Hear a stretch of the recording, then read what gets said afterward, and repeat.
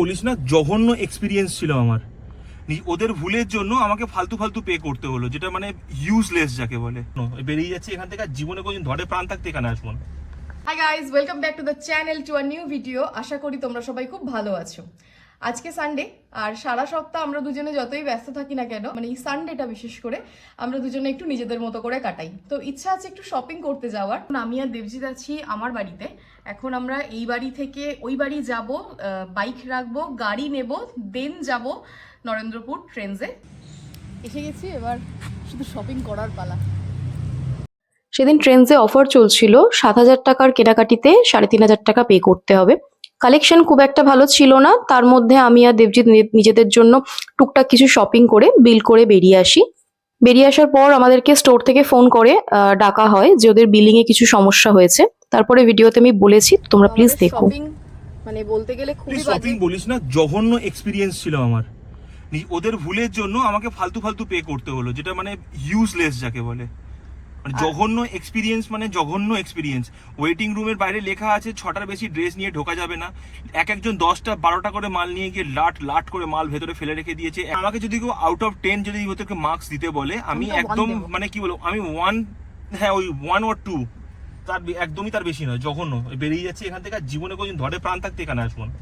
আমরা বেরিয়ে এসেছিলাম, বিল করে আমরা গাড়িতে অলরেডি উঠে পড়েছি। মাঝ রাস্তা থেকে আমাদেরকে আবার ডাক করিয়ে আনলো। বিলিং এর সময় একটা জিনিসকে দুবার করে মানে আর কি স্ক্যান করেছে। খুব ভালো কথা, সেটা ওদের মানে ওরা ভুল করেছে। তো আমি যখন ওরা আমাকে বলছে যে এক্সট্রা মানে আমি যে দামের কিনেছি তার থেকে যদি আর একটু বেশি দামের কিনতে, তাহলে বিলটা ম্যানেজ হয়ে যাবে। তো আমি সেটাও গিয়ে করলাম। আমি একটা 999 এর একটা শার্ট নিয়েছিলাম, তো সেটা আসছে না বলে, যেহেতু ওদের ভুলের কারণে, তো আমি গিয়ে একটা 1500 টাকার শার্ট নিয়ে এলাম। তারপরেও বলছে ওরা বিল করে দিতে পারবে না। এত বাজে আমার এক্সপিরিয়েন্স হয়েছে আজকে। ওরা বলছে 1299 টাকার জিনিস কিনে নিয়ে আসতে হবে। আমি 1299 টাকার জিনিস কোথায় পাবো? তোমার স্টোরে 1299 টাকার জিনিস খুঁজে পাচ্ছি না। মানে ওদের লিমিট, ওরা বলেছে 1299, আমি সেখানে 1400 টাকা 1500 টাকার জিনিস কিনে নিয়ে আসছি, তারপরেও ওরা দিতে পারছে না। এক্সেস অ্যামাউন্ট রিফান্ড করতে পারবে না। আমি দামি জিনিস নেবো বলছি, সেই টাকাও এক্সেস অ্যামাউন্ট নিতে পারবে না। তো যে ট্রায়াল রুমটা, ওখানে লেখাই আছে যে 6টার বেশি গার্মেন্টস নিয়ে ঢোকা যাবে না। ট্রায়াল রুমের ভেতরে পা রাখার জায়গা নেই, অথচ যারা রয়েছে ম্যানেজমেন্টে তারা কিচ্ছু বলছে না, তারা চুপচাপ ওখানে ঘোরাফেরা করছে। ইভেন যারা জামা কাপড়গুলো নিয়ে ঢুকছে, ভেতরে ফেলে রেখে দিয়ে চলে আসছে, ম্যানেজমেন্টের লোক ট্রায়াল রুম থেকে সেই জামা কাপড়গুলো প্রপার ভাবে বাইরে বের করে রাখছে না। মাটিতে নতুন নতুন জামা কাপড়গুলো পড়ে রয়েছে, সেইগুলোই আবার এসে হ্যাঙ্গারে টাঙাচ্ছে, সেইগুলোই লোকে গায়ে পরে ট্রায়াল দিচ্ছে। একদমই তাই। মানে আমি গিয়ে না অবাক, নতুন নতুন জামা কাপড়গুলো যেগুলো আমরা পরে দেখছি সেগুলো মাটিতে লুটোচ্ছে নোংরার ভেতরে, ওগুলোকেই এসে হ্যাঙ্গারে দিয়ে দিচ্ছে, ওগুলোকেই আবার হয়তো আমাদেরকে দিয়ে চালিয়ে দিচ্ছে। এটা একটা ফোঁটা কোনো কোঅপারেট করার কোনো ব্যাপার নয়। যেহেতু আমার এই কামালগাছি ট্রেনসের ম্যানেজারের সাথে মানে আগে থেকে চেনা পরিচিত ছিল, ওকে ফোন করে ডাকলাম, ডাকতে সে এসে তখন জিনিসটাকে মানে একটা মীমাংসার দিকে নিয়ে গিয়ে জিনিসটা মেটালো। নাহলে যে ওরা ছিল মানে মানে আপনি পাবেন না, তাই থাকুন, আপনার জিনিস, আপনার সমস্যা, আমাদের কি আছে, এরকম একটা অ্যাটিটিউড। যেহেতু আমাদের সাথে পরিচিত ছিল, মানে পরিচয় আমাদের সাথে ছিল বলে, তাই জন্য হয়তো আজকে মীমাংসাটা হলো, না হলে হতোই না। নয় আমাদের কি ওখানে ওই 3,500-4,000 টাকাটা ওখানে ওদেরকে দিয়ে আমাদেরকে চলে আসতে হতো, অথবা কি হতো কে জানে। যদি আমি ভেতরে একটু ভিডিওটা করতে পারতাম, তোমাদেরকে আমি দেখাতে পারতাম। টাকা দিয়ে জিনিস কেনো বা তার উপর হ্যারাসও হও, বিরক্তকর। সত্যি আমি এটা ভুল করলাম না, ভেতরে ভিডিওটা করে রাখলেই ভালো হতো। ওই সিচুয়েশনে মাথার মধ্যেই আসেনি যে এটা ভিডিও করা দরকার আছে, তখন কথা বলবো না ভিডিও করব।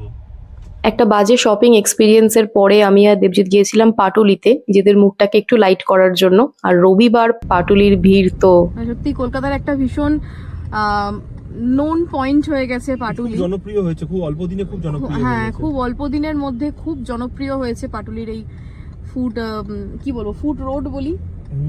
আজকে না জানি না আমাদের ভাগ্যে মনে হয় ভগবানের লাথি মেরেছে। এক তো গেলাম পাটুলিতে, ভিড় তো দেখলে, কোনো রকম কোনো পার্কিং নেই। আর মানে কি হয়েছে আমরা জানি না। এখন আমরা উদ্দেশ্যহীনের মতো আবার বারুইপুরের দিকে ফিরে যাচ্ছি। যদি মাঝখানে কিছু পাই দাঁড়াবো, আদারওয়াইজ বাড়িতেই ঢুকে যাবো। কি রে, এই হ্যান্ডেল ধরি। আজকে আমাদের ভাগ্যটা ভীষণ বাজে, শপিং এও বাজে, খাওয়াতেও বাজে।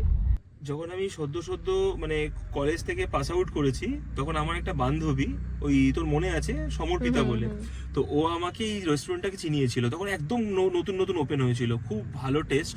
আর এখানে সবথেকে একটা ভালো মানে সবথেকে ভালো জিনিস যেটা, এখানে প্রতিটা স্টার্টার পিস হিসেবে বিক্রি হয়, মানে তোকে প্লেট নিতে হবে না, মানে এক একটা পিস হিসেবে তুই কিনে খেতে পারবি। আর আমরা এই যে উদ্দেশ্যহীনভাবে রাজপুর এই পাটুলি থেকে এখানে উদ্দেশ্য সফল হয়েছে মানে রাজপুরে এসে। হ্যাঁ, যেখানে তোর কপালে লেখা থাকবে খাওয়া, তুই সেখানেই খেতে পাবি, তার আগে অন্য কোথাও পাবি না। খাবারটা পার্সেল করিয়ে নিয়েছি, কারণ ওখানে ভীষণ ভিড় ছিল আর বেশ গরমও বাইরে, ওই জন্য আমরা এখন গাড়িতে বসে এটাকে এনজয় করব। এটা কি রে? এটা হচ্ছে ললিপপ। থেকে বেস্ট বানিয়েছে এই ক্রিসপি চিকেনটা। Crispy chicken with schezwan sauce. খুবই বাজে এক্সপিরিয়েন্সের মধ্যে দিয়ে আমাদের বিকেলটা কাটলো। যাই হোক, সবে বাড়ি এসে পৌঁছালাম। আজকের ব্লগটা আমরা এখানেই শেষ করছি, আবার দেখা হবে অন্য কোনো ব্লগে।